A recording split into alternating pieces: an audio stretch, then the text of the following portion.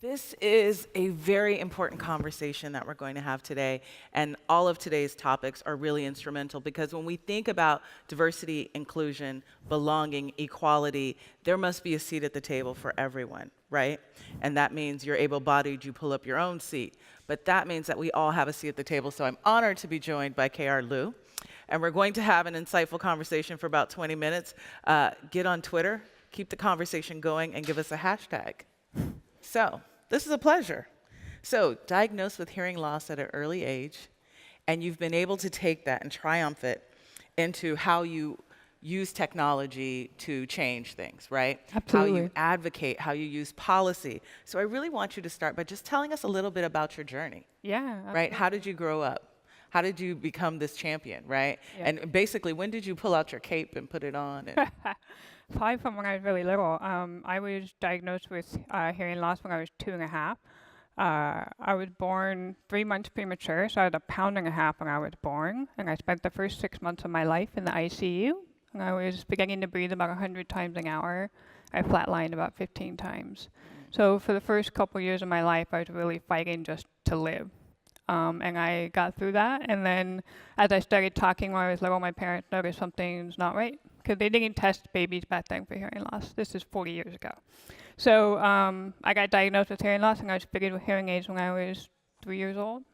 And my whole life from then on was learning how to adapt in a really inaccessible world, right? I was in a mainstream classroom. There was no technology to help me engage. So I had to learn. I lip read my way through school. And I ended up using sports as my way to be included and not be looked at as the person with hearing loss. So I was really good at basketball. And going into high school, I was a 4-year varsity player, and I was going to go play college ball. That's what I wanted to do, was go start the WNBA before there was a WNBA. And my senior year, my first practice, I broke my shooting hand, and I was out. And I had to reevaluate my life, because basketball was my identity, it was my life. But this is around 1995 when the dot-com boom in Silicon Valley was really happening the first time. And I was learning about technology and thinking about how can technology help people like me who have hearing loss, who wear hearing aids that cost thousands of dollars and are not covered by insurance, right? So I went into a bookstore, Tower Books back then, and I was looking at programming books about a month before I was graduating high school. And a guy walked up to me and said, "Do you know how to code?" I said, "No, I'm just looking, I'm just curious." Because I happen to work for a technology startup that's making video conferencing hardware. Now this is back in the day when there was only dial-up, there was no broadband, so the video would show up on your screen and the audio would come in 10 minutes later. And he said, "We have a tech support internship. You interested?" Literally. I was like, wow, this is so weird. Sure. He said, "Well, come to the company next week. We'll show you what we're making." And I interviewed, and they said, "Okay, you have a job." And so I went to trade school during the day to learn just electronics in general to get my foot in the door. right. And I would work at the company in tech support on the phone at night. And when I got the job, I said, "Look, I have hearing loss and I can't hear very well. And there's this special headset that would help me hear and do my job. It cost about $500. Will the company help me get that?" And they said, "No, we're not going to pay for that. You're going to have to figure out how to get it yourself." So I went home and told my mom, "I got a job, but I need $500 because I need to pay for this headset." I was 17 years old. So I ended up working my way into sales, and after that particular incident, I never told anyone I had a hearing loss. I just adapted. And I worked my way up and ended up at a company called Spec Products, and I was running a national sales division when I was 25 years old and Wow. took that company to a $100 million company. And it wasn't until about my late 20s at that company that a situation happened where I lost my hearing. I was in a situation where it came out that I had hearing loss. And so my CEO was like, "Why didn't you tell us? We would have supported you." I thought, well, I don't see anyone else like me. How would I know that?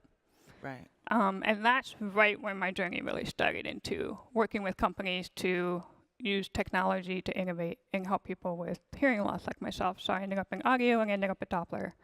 And Doppler Labs was making a wireless earbud that allowed you to control how you hear the world.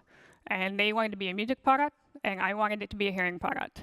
And they said, if you want to go do that, you figure out how to do that. But right now, your job is to run our sales and marketing and help us launch this product at Coachella, and that's what we want you to do. And if you want to go make it a hearing product, that can be your side project.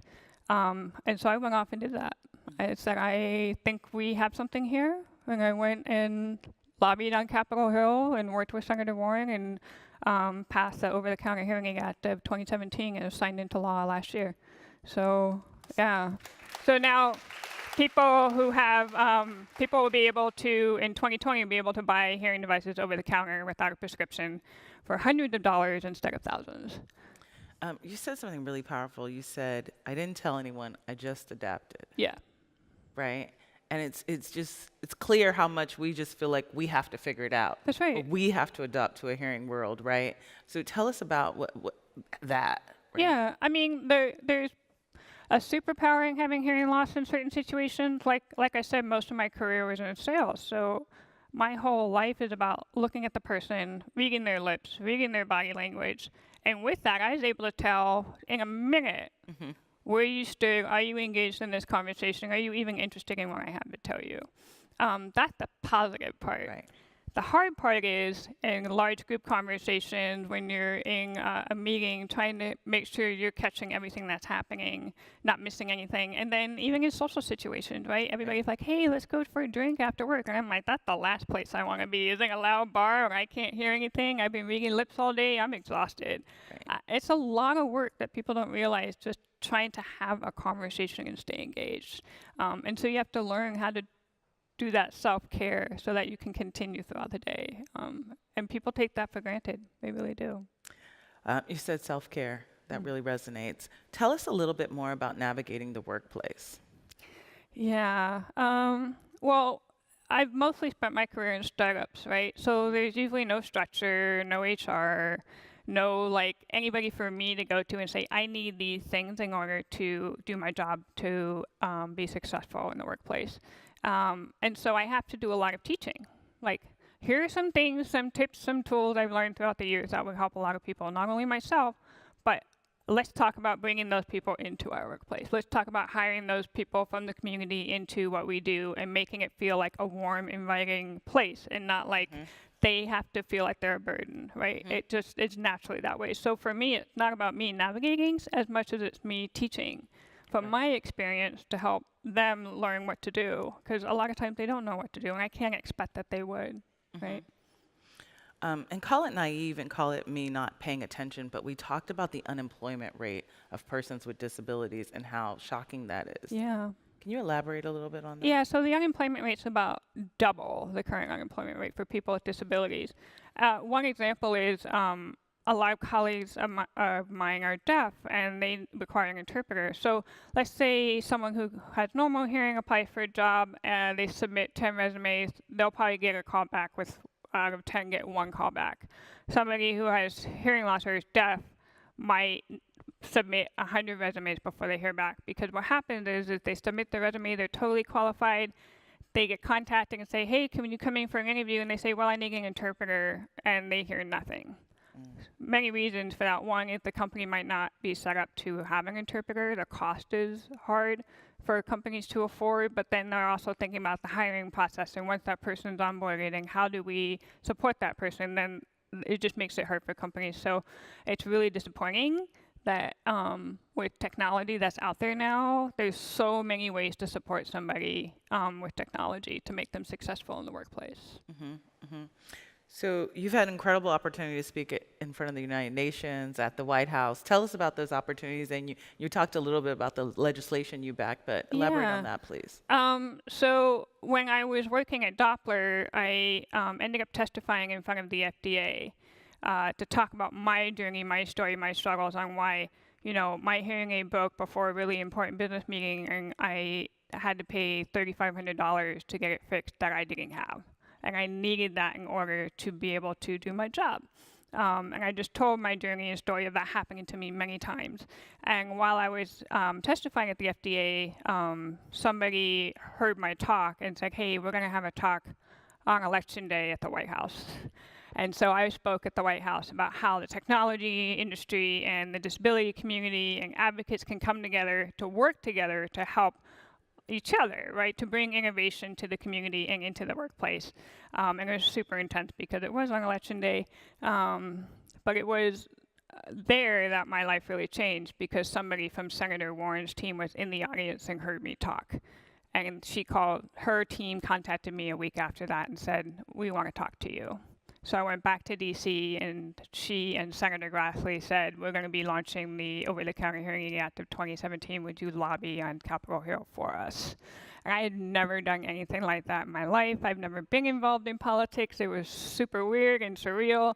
But I learned from that experience that I had to go in not judging the person I'm talking to. Maybe we don't agree, but I'm here to do the right thing. I'm here to talk about helping people, and that's what we all want to do, and put those feelings aside. And it ended up passing unanimously, which was shocking for me, but That is so awesome. it was awesome, right? It goes to show that when you're really passionate about something and you really believe in your mission and your voice and your own personal struggles, when you go and you talk to people about that, they may agree with you and they may not agree with you, but you're also educating them at the same time. They may have no idea. And then it gets them engaged, and then that conversation grows and grows until you realize there's more than one of you out there, right? And then they know somebody who knows somebody, right? That's how you get those conversations going. So on this journey, for like someone like myself or members of our audience, how do we be an ally to persons with disabilities? What are some critical things we need to be doing to make sure that we're bringing everyone along? Ask questions. Learn about them, right? Learn about them as a person, like who they are, not just about their disability. And a lot of times in those conversations, you find common ground, right? You find things that you both enjoy, and then that conversation leads to ask questions. I don't expect people to understand what it's like to have hearing loss if you don't.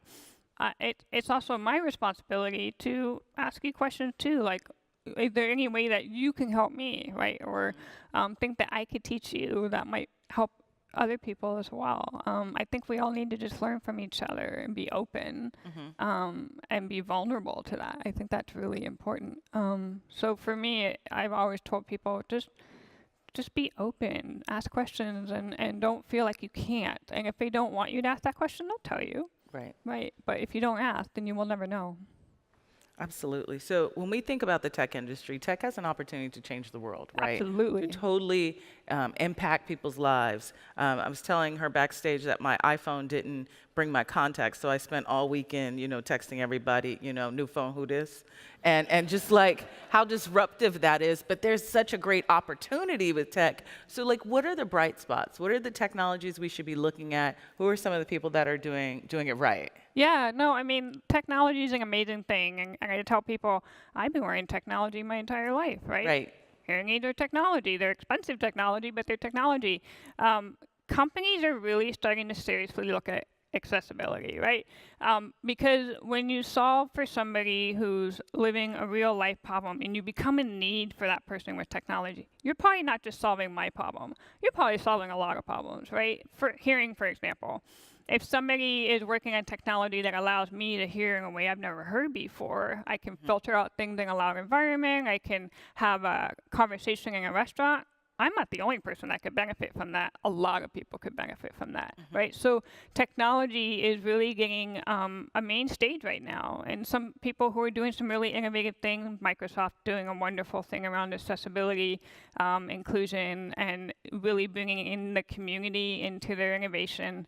But I also think it's really important that we look at not just product design, right? You look at, once you're innovating for the problems you're trying to solve, who are those people from the community that are going to brand it, market it, sell it, talk about it, support it, right? You need to have them included in that journey too.